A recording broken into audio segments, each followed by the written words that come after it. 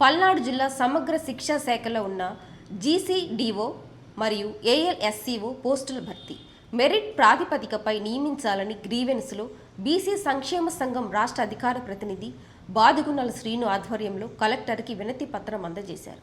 BC సంక్షేమ సంఘం ఆధ్వర్యంలో గౌరవ కలెక్టర్ గారికి గ్రీవెన్స్లో భాగంగా మరి డిఈఓ ఆఫీసులో ఏదైతే జీడీసీఓ ఏఎల్ఎస్ఓ పోస్టులు గత ఏప్రిల్లో పడ్డాయి, నోటిఫికేషన్ ఇచ్చారు.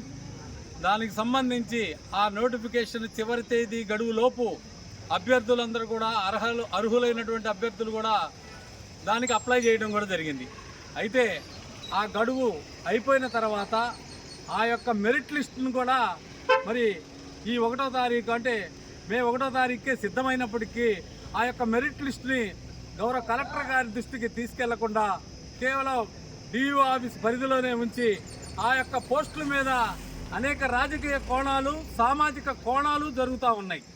మేము బీసీ సంక్షేమంగా ఒకటే అడుగుతూ ఉన్నాం, ఏదైతే అర్హత కలిగిన మెరిట్ ఉన్నటువంటి అభ్యర్థులకి ఆ పోస్టులు కేటాయించాలని, లేని పక్షంలో దీని మీద ఉన్నత స్థాయి అధికారులను కూడా కలిసి దీని మీద పెద్ద ఎత్తున ఉద్యమం కూడా చేస్తామని ఈ సందర్భంగా తెలియజేస్తా ఉన్నాం.